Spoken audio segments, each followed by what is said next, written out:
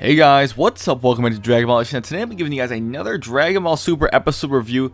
Today is for episode 60, and as always, I watch this live as it airs, and it is then translated by Herms from Kanzenshuu on Twitter. I'll leave a link to his Twitter down below. I know I forget to mention it sometimes, but I always try to give credit where obviously credit is most certainly due. So, what exactly happened in this episode? And, well, how the hell was it exactly?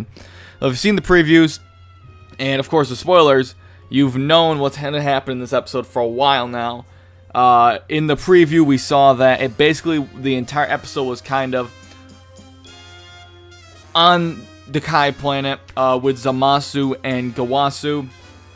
And it shows off, kind of teases how Zamasu might in fact kill the older Kai Gawasu in order to get to acquire the earrings and the time rings.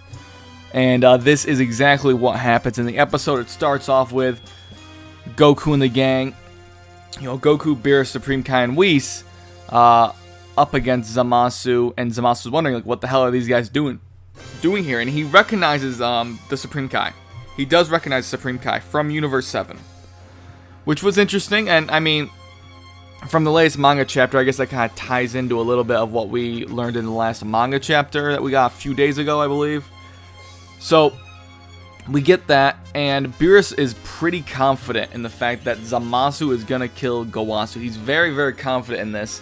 He's got that feeling, but he needs proof. And their excuse on why they're there, because Zamasu's wondering, of course, he's like, well, you know, they don't want to seem too suspicious. He says Goku wants another rematch, but Goku's like, no, wait, that's not why we're here. And then Beerus smacks him on the head, which was pretty funny. And, you know, they got to obviously stay pretty inconspicuous, I suppose, to not make Zamasu, I guess, pussy out of his murder spree, or his insane murder he's going to try to commit here.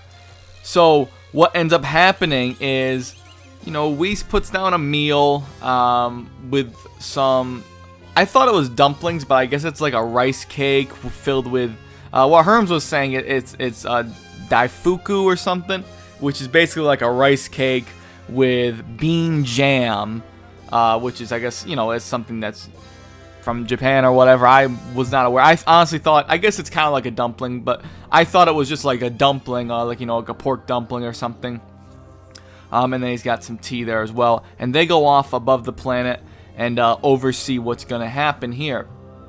So they watch and wait for some evidence of what's going on. And I'm very interested. It's interesting what happens later in the episode. And some of you guys were calling this out, which I was maybe not necessarily impressed by, but a little surprised that, like, the technique was used again. But I'll get into that in a little bit.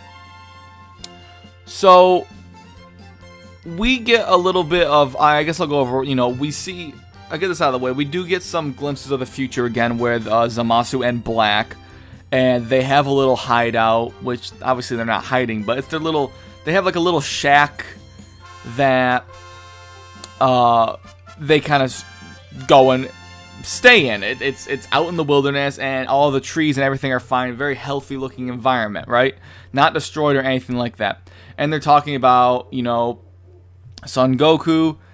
Black says, you know, I'll make sure I finish him off, but Zamasu obviously, you know, does want to take out Goku on his own. That was the original plan.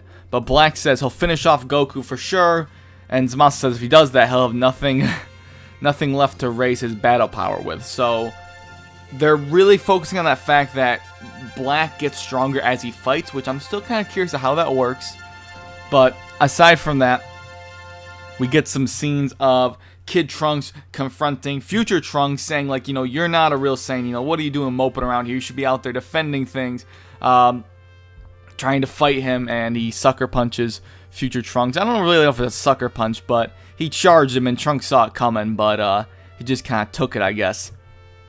So we get that stuff, and, you know, that kind of perspires, and, you know, Trunks eventually, later on in the episode, way later on, you know, kind of powers down, and they kind of just settle things like a normal couple of people. They don't fight it out.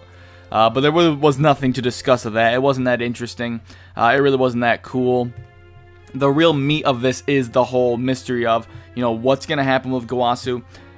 It's not a mystery to a lot of us because we know the spoilers, but they're overlooking Gowasu and Zamasu having their tea. He's complimenting on it, and Zamasu ends up getting behind Gowasu to raise his hand with his little keyblade to kill Gowasu.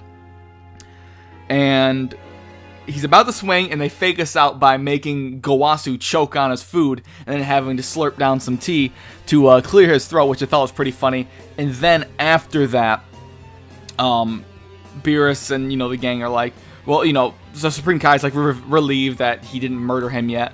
But then he does, in fact, kill Gowasu right out without hesitation. And after that, Whis does his little time reversal trick to go back so they can... Number one, if you saw the preview, you saw that cat mitten. They use that cat mitten to put on... They go down to the planet, they put the cat mitten on Zamasu's arm, and he hits Gowasu on the head with a freaking cat mitten, which it must be magical or something, I guess. So, I guess that deflects the key, and they explain, like, you know, he was going to kill you, and all that stuff. Gowasu saying, like, you know, you haven't fixed yourself, you haven't reformed, or anything like that. So, then they make the cat mitten not magical. He has his little keyblade there, and basically Goku's there to fight him, right?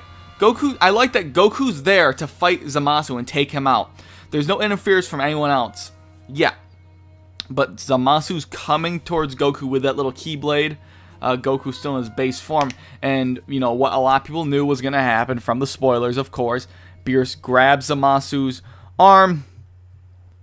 So Beerus just literally, like, he destroys Zamasu with no effort, of course, because he's Beerus, and Zamasu's not anywhere near his level, right?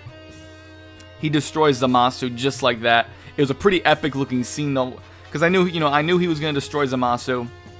I knew he was going to kill it. I seen the spoilers. But I do like the way it was approached with the...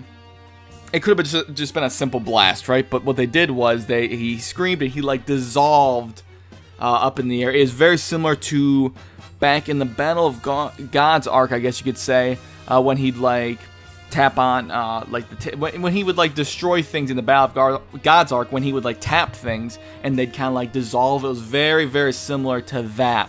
And he had literally was no effort put into this kill, really, at all.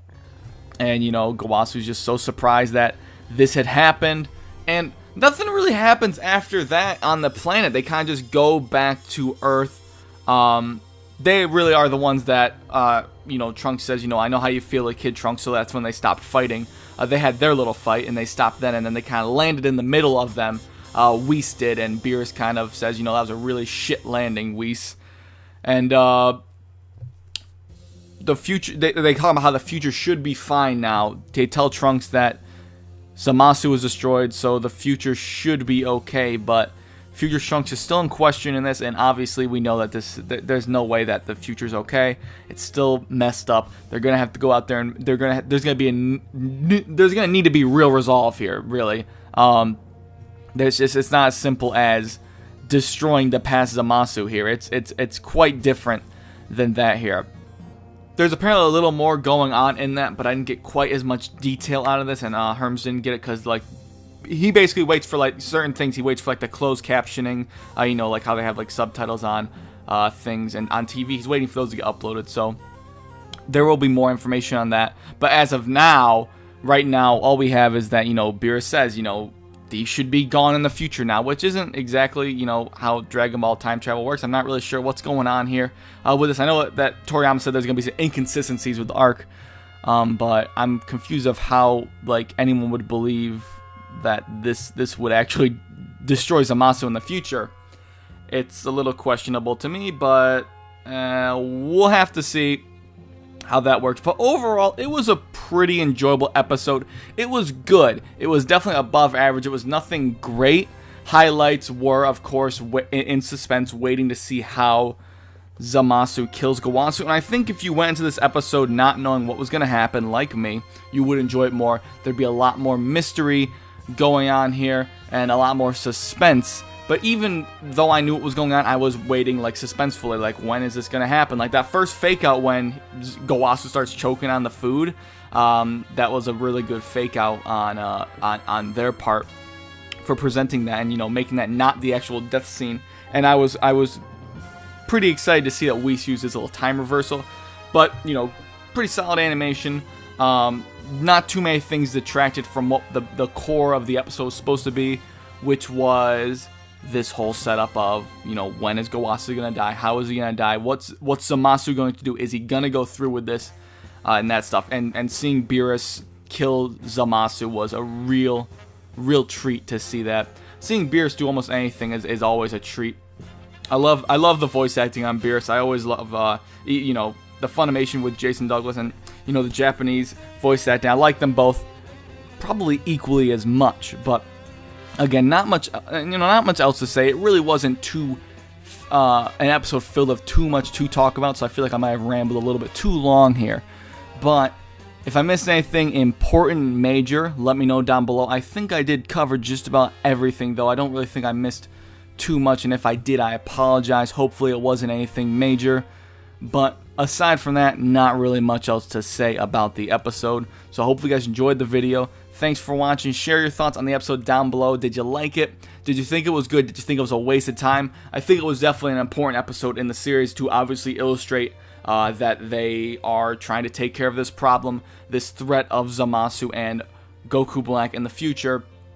But all in all, taking care of them in the present is not going to fix it for the future, and we all know this for sure. Even if they are changing the way time travel works or tweaking it, we know that there's definitely more to come from this.